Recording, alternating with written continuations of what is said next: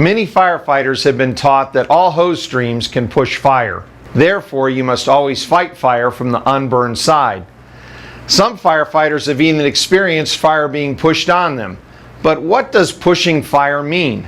Pushing fire: when fuel gases, hot enough to burn, are displaced or pushed by pressure from an oxygen-limited fire compartment to a space with oxygen that mixes with the hot fuel gases and results in combustion. What conditions do you need to push fire? Well, typically, you need a ventilation-controlled fire in a flow path that has intake and exhaust vents. Then you need a pressure source to create the push. In addition, you need an area on the low pressure side that has oxygen available for combustion. If you do not have these conditions, you cannot push fire. The pressure source could be from the wind, a fan, a fog stream, or a solid stream on a hand line that's being whipped around. If you review our research studies, we've conducted studies with each of these sources of pressure, and you'll see that even a small increase in pressure can drive hot fire gases through a space at speeds ranging from 6 miles an hour to greater than 20 miles per hour. There are situations where firefighters may want to use this push to their advantage when fighting a fire. Working with ISFSI and the Spartanburg Fire Department, we set up some tests to demonstrate pushing fire and also to show how it is important to choose your hose stream wisely and use it effectively for times when you want to avoid the push, the buildup of pressure. This video shows a post-flashover room fire in the rear of the structure. The rear room window is serving as both an intake and an exhaust vent for the fire room. The middle room is connected to the fire room by an open doorway. The middle room is also serving as an exhaust-only vent because the windowsill height is above the neutral plane. Note that the exhaust gases have enough heat and fuel to burn, but they don't mix with enough oxygen to burn until they are above the eave line. The fog stream is going to minimize the water entering the fire room, maximize the air entering the fire room, and provide the air pressure needed to push. Let's look at another experiment. Here we have two rooms on the second floor of a house.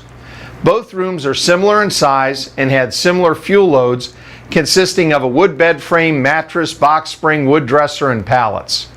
The interior finish of the rooms in the connecting hallway at the top of the stairs consisted of wood paneling and oriented strand board on the walls, gypsum board and OSB on the ceiling, and wood flooring. The open doorways from each bedroom are opposite each other at the top of the stair. The doorway to the exterior at the bottom of the stairway is open. The cameras are located in this doorway looking up the stair. This door will serve as an air intake for the fire upstairs. The upstairs windows are the only point of exhaust initially in the fire, as the smoke building in the hallway does not have enough pressure to push all the way down the stairs against the intake flow of the air. The beds in both rooms were ignited at the same time and the fires began to develop. When both rooms had reached the fully developed fire stage, based on the available ventilation, gas temperatures near the ceiling were in excess of 1,000 degrees Fahrenheit, and the command to initiate water flow was issued. On the right-hand window, 150 gallon per minute straight stream was flowed. The straight stream was deflected off the ceiling to cool the gases in the room. The straight stream was then applied with minimal movement. This stream choice and nozzle handling technique maximized the amount of water entering the fire compartment, minimized the entrainment of air due to the hose stream, and kept the vent area of the window as open as possible to maintain the window as a low pressure exhaust vent.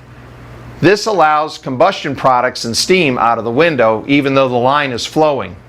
The result? Little to no impact on the fire in the hallway at the top of the stairs, and a temperature decrease from the peak temperature at the ceiling in the right room from approximately 1,000 degrees Fahrenheit down to 300 degrees Fahrenheit. Next, a 150 gallon per minute fog stream, wide enough to cover the window, was flowed over the left-hand window on the second floor. The idea was to cover the vent, which minimized the amount of water that entered the fire compartment, and increase the amount of air that was entrained into the fire compartment, and increase the pressure at the window vent, thereby blocking the vent. Initially, this caused a surge of heated gases and smoke to be pushed down the stairs, as well as an increase in temperature in the fire compartment. As the fog nozzle was moved forward, more water began to enter the compartment and the temperature began to decrease. The fog stream created a higher pressure area at the window, effectively turning the exhaust vent into an intake. This added extra air for combustion, and it was an ineffective amount of water. In other words, not enough to cool the fire compartment, and therefore it converted to steam. This combination increased the pressure in the fire room and caused a quick burst of heat and flame to push down the stairs. When the fog stream was narrowed and moved forward, more water entered the fire compartment. The pressure at the window reduced. Cooling the fire reduced the pressure created by the fire itself and caused some of the fire gases to contract. As a result, the high pressure push stopped. So we've shown that you can push fire with a hose stream if the air from the stream creates a higher pressure area and the lower pressure area has oxygen available for combustion.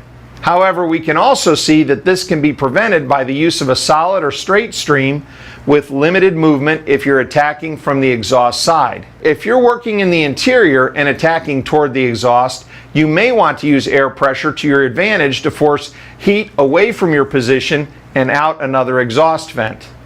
Basically, it's all a battle of the pressures, pushing fire. When fuel gases hot enough to burn are displaced from an oxygen-limited compartment to a space with oxygen that mixes with the hot fuel gases and results in combustion.